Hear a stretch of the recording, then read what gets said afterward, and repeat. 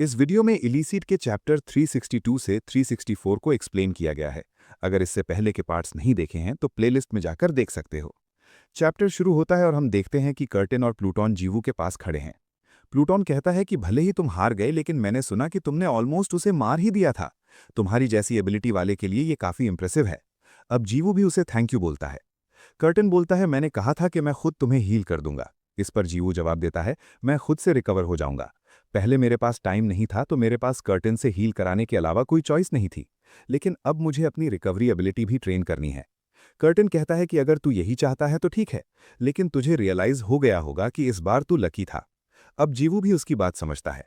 तभी प्लूटॉन बोलता है निराश होने की जरूरत नहीं है, लक भी एक स्किल है। ये कि तुम सर्वाइव कर गए अपने आप में इंप्रेसिव है। अगर तुम्हें आगे आने वाली चीजों का सामना करना है तो तुम्हें जिंदा रहना होगा। जीवू कहता है हाँ सही कहा, मगर पूछता है कि केडन कहाँ है। ये सुनकर कर्टेन और प्लूटोन एक दूसरे को देखने लगते हैं। एक फ्लैशबैक में कर्टेन भागते हुए आता है और बोलता है कि एक मैसेज आया है कि जीवू हार चुका है। ये सुनकर केडन काफी ज्यादा सीरियस हो जाता है, मगर तभी उसे पता चलता है कि किस्मत से उसने अपनी जान नहीं खोई। ये सुनकर प्लूटोन काफी रिलीफ फील करता है। कर्टेन बताता है कि अभी वो शिन्वा के हॉस्पिटल में ट्रीट किया जा रहा है, चलो उसे देखने चलते हैं। तभी केडन कहता है नहीं, तुम दोनों अकेले ही जाओ। वो खुद इस बैटल को फिनिश करना चाहता था, तो उसे खुद ही रिकवर करके रिफ्लेक्ट करना होगा। प्रेजेंट में कर्टेन बताता है कि केडन नहीं आया, वो अपनी ट्रेनिंग में अब्जॉर्ब्ड है। उसे तुम पर ट्रस्ट है कि तुम खुद ही सब हैंडल कर लोगे। तभी वहां उसके फ्रेंड्स की एंट्री हो जाती है, जो जीवू को काफी गुस्से से घूर रहे होते हैं। जिसुक उस पर चिल्लाता है क्या तू पागल है? तूने नूना को क्यों बोला कि कोई भी अगर बीच में इंटरफियर करे तो उसे रोक लेना? क्या तू इनसेन है? तू सच में मरना चाहता है? तूने ऐसा क्यों बोला? तू ऑलमोस्ट मरने ही वाला था। साइड से सुबिन भी रोते हुए वही बोलती है कि वो सीवून तुझे मारने ही वाला था और उन्नी ने हमें बीच में आने से रोक भी लिया। अब कर्टेन और प्लूटॉन उन्हें बाहर ले जाने लगते हैं कि अभी जीवू को रेस्ट की जरूरत है, तो सब बाहर चलो। जियोंग पास आकर उससे पूछती है कि क्या तुम्हारी बॉडी ठीक है, और जीवू बोलता है कि हाँ ये बर्दाश्त लायक है। तभी जियोंग भी कहती है कि आगे से ऐसी कोई भी रिक्वेस्ट मत करना, और अगर तुमने बोला भी तो अगली बार मैं हाँ नहीं करने वाली। ऐसा नहीं है कि मैं नहीं समझती कि जीवू क्या सोच रहा था, इसी वजह से मैंने वो रिडिकुलस रिक्वेस्ट एक्सेप्ट की। वो काफी कोल्ड लुक के साथ बोलती है आगे से ऐसा कुछ भी रिक्वेस्ट मत करना। क्या तुम्हें पता है मैं कैसा फील कर रही थी उस प्रॉमिस को रखते हुए? अब जीवू उससे माफी मांगता है, मगर जियोंग कहती है कि मैं कोई अपॉलोजी सुनना नहीं चाहती। मैं ये सुनना चाहती हूं कि तुम आगे से ऐसा कुछ भी रिक्वेस्ट नहीं करोगे। जीवू कहता है हाँ, आगे से मैं ऐसी कोई भी रिक्वेस्ट नहीं करूंगा। इतना सुनकर जियोंग वहां से जाने लगती है, मगर तभी जीवू उसका हाथ पकड़ लेता है, जिस पर वो पूछती है कि तुम ये क्या कर रहे हो? जीवू बोलता है मुझे बस फील हुआ कि मैं तुम्हें ऐसे ही नहीं जाने दे सकता।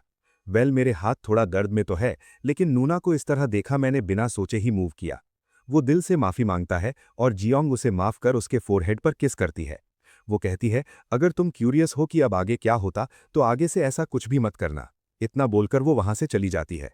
सीन शिफ्ट होता है और प्लूटॉन कहता है कि जीवू तुम्हारे बारे में पूछ रहा था, वो तुम्हारे ना आने से काफी डिसअपॉइंटेड था। केडन कहता है डिसअपॉइंटेड हाँ? तभी कर्टिन कहता है कि क्या तुम्हें पता है मैंने तुम्हें इतना टेंस कभी नहीं देखा। इतना नर्वस तो तुम टॉप 10 से फाइट करते हुए भी नहीं होते जितना तुम जीवू की फाइट को लेकर थे। प्लूटॉन कहता है हाँ ये तो मैंने भी देखा था। सीन शिफ्ट होता है और हम सीवून को सुप्री और श्नाउडर के सामने नील किए हुए देखते हैं। सुप्री कहती है कि क्या तुम कुछ और कहना चाहते हो? सीवून कहता है नहीं, मैं बस ये जानना चाहता हूं कि मुझसे कब डील किया जाएगा।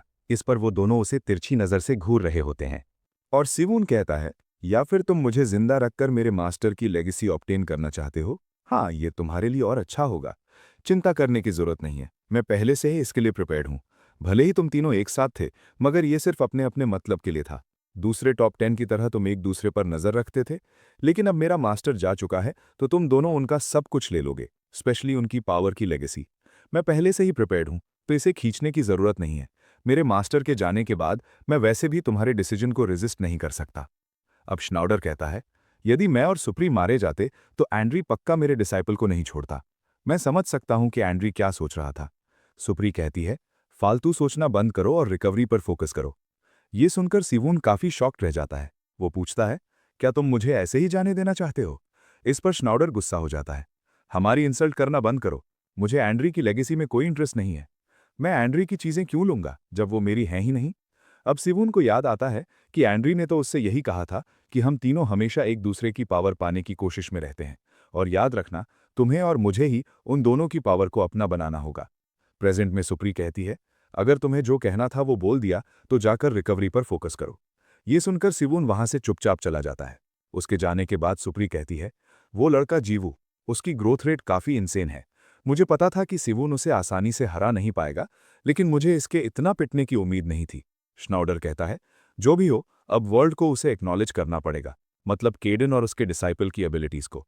सीन शिफ्ट होता है और जीवू घर जाने के लिए रेडी हो रहा है। तभी उसके फ्रेंड्स आते हैं और पूछते हैं कि क्या तुम्हें डिस्चार्ज किया जा रहा है। उन्हें देख जीवू उनसे माफी मांगता है। इस बार मैंने सिर्फ खुद को कंसिडर किया, तुम्हारे बारे में बिल्कुल भी नहीं सोचा। उसके लिए मुझे माफ करना। मुझे अपना मैच देखने वालों को भी कंसिडर करना चाहिए था। तभी जिसुक उसे एक किक मारता है। एक बार और ट्राई करके देखना, ये सिर्फ इससे खत्म नहीं होगा। वो सभी फिर से नॉर्मल हो जाते हैं और हमेशा की तरह सुबिन और जिसुक फिर से शुरू हो चुके हैं। अब जीवू घर आ चुका है। वो आते ही अपनी कैट्स से मिलता है। साइड से ब्लूज बोलता है, मैंने सुना तुमने एंड्री के डिसाइपल को हरा दिया। जीवू कहता है, नहीं, मैं हार गया। ब्लूज कहता है, हाँ, मेरा मतलब तुमने उसे ऑलमोस्ट हरा ही दिया था। वैसे मैंने ये भी सुना था कि वो काफी स्ट्रांग है, तो तुमने काफी अच्छा किया। जीवू कहता है, नहीं, मैं तो बैरली सर्वाइव कर पाया। ब्लूज कहता है, यदि तुम खुद से स्ट्रॉन्गर से फाइट करके जिंदा बच जाओ तो तुम हारते नहीं हो, क्योंकि हम जैसे अवेकनेस के लिए सर्वाइवल जरूरी होता है। ऊपर से तुम काफी यंग भी हो, तुम्हें केडन का डिसाइपल बने ज्यादा दिन भी नहीं हुए, फिर भी तुम इतना जल्दी वर्ल्ड रैंकर से फाइट कर पा रहे हो। ये सुनकर जीवू सोचता है कि क्या ये मुझे कंफर्ट कर रहा है। तभी ब्लूज कहता है, इस पर ज्यादा सोचने की जरूरत नहीं है, और जीवू भी हाँ में जवाब देता है। तभी पीछे से केडन की एंट्री होती है और वो आते ही पूछता है, टॉप 10 के सक्सेसर से फाइट करके कैसा फील हुआ। जीवू कहता है, हाँ, वो सच में काफी स्ट्रांग था। मैंने फील किया कि मेरी एबिलिटीज काफी लैकिंग है। केडन कहता है, हाँ, जब तक तुम्हें ये रियलाइज है तो अच्छी बात है। वो तुरंत जीवू को जो उसने रियलाइज किया उसका यूज करके ट्रेन करने को कहता है। जीवू के जाते ही वहां जेस्टेला भी आ जाती है। वो बोलती है, अब जाकर तुम नॉर्मल लग रहे हो। केडन उसके कहने का मतलब समझ नहीं पाता। वो बोलती है, तुम पूरे टाइम काफी अनईजी लग रहे थे, ऐसे तो तुम बिल्कुल भी नहीं हो। पीछे से कर्टन और प्लूटन कहते हैं, हाँ ये तो है, ये जीवू की फाइट खत्म होते ही नॉर्मल हो गया। मगर जेस्टेला कहती है, तुम दोनों भी बिल्कुल सेम ही थे। सीन शिफ्ट होता है और जेस्टेला अपने कासल वापस आ चुकी है। तभी कोई पीछे से बोलता है, तुम अपना कासल छोड़कर चली जाओ, ये तो तुम्हारी आदत नहीं है। पीछे देखने पर पता चलता है कि वो कोई और नहीं बल्कि इयोडोरो है। वो पूछती है, तुम यहाँ कैसे? और इयोडोरो कहता है, मैं प्रपोजल लेकर आया हूं कि हमें साथ में वर्क करना चाहिए। जेस्टेला कहती है, जहां तक मुझे पता है मैंने पहले ही तुम्हारा प्रपोजल ठुकरा दिया था। इस पर इयोडोरो कहता है, तुम इसे ऐसे ही रिजेक्ट नहीं कर सकती, चीजें अब बदल चुकी हैं। वो आगे कहता है, अब तक जो बैलेंस ऑफ पावर बना हुआ था वो टूट चुका है। सिर्फ टॉप 10 और उनके फैक्शंस जो छिपकर अपनी स्ट्रेंथ गैदर कर रहे थे, वही नहीं बल्कि उन्हें फॉलो करने वाली फोर्सेस भी अब अपने मूव्स करना शुरू कर चुकी हैं। जिस्टेला, तुम्हें भी ये पता होना चाहिए। बाकी लोग शायद ग्रेटर अथॉरिटी चाहते हों, लेकिन हम टॉप 10 और भी स्ट्रॉन्गर बनना चाहते हैं, भले ही इसका मतलब एक दूसरे की पावर चुराना क्यों ना हो। अगर तुम ऐसे ही दुनिया से खुद को काट कर और कुछ जाने बिना जीती रहीं, तो इवेंचुअली कोई और टॉप 10 तुम्हें गिरा देगा। इसलिए मैं तुम्हें अपने साथ ज्वाइन करने को कह रहा हूं। इस पर जिस्टेला जवाब देती है, इयोडोरो, क्या तुम मुझे बेवकूफ समझते हो? इससे पहले भी क्या टॉप 10 हमेशा एक दूसरे को टारगेट नहीं करते थे? बाहर से भले ही बैलेंस मेंटेन होता दिखता था, लेकिन सच में वो हमेशा अपनी स्ट्रेंथ बिल्ड कर रहे थे, हमेशा एक दूसरे को डिवावर करने के लिए रेडी। तो मौजूदा सिचुएशन कुछ नया नहीं है।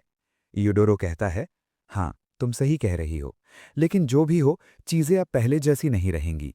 एस्ट्रा कभी टॉप 10 से भी ऊपर की पावर तक पहुंच गया था, और एंड्री एस्ट्रा की लेगेसी इनहेरिट करने के बाद और भी स्ट्रॉन्गर हो गया। उस इंसिडेंट ने साफ दिखा दिया कि किसी की पावर दूसरे की ग्रोथ के लिए स्टेपिंग स्टोन बन सकती है। इसका मतलब है कि बाकी लोग किसी भी ओपनिंग को यूं ही जाने नहीं देंगे। जिस्टेला कहती है, ये तो तुम्हारा इंटेंट भी लगता है। अगर तुम स्ट्रॉन्गर बन गए तो उसका क्या करोगे? क्या तुम एक बेटर वर्ल्ड बनाने की कोशिश कर रहे हो? वो जवाब देता है, वेल, समडे वो करना ही होगा, क्योंकि ये उन लोगों की रिस्पॉन्सिबिलिटी है जिनके पास पावर है, और शायद इसी वजह से दुनिया ने हम अवेकनर्स को ये स्ट्रेंथ दी है। ये सुनकर जिस्टेला चुप रहती है और इयोडोरो कहता है, आज के लिए मैं चलता हूं, क्योंकि तुम्हें सोचने के लिए टाइम भी चाहिए। इतना कहकर वो वहां से चला जाता है। अभी के लिए ये चैप्टर यहीं पर खत्म होता है। मिलता हूं अगली वीडियो में।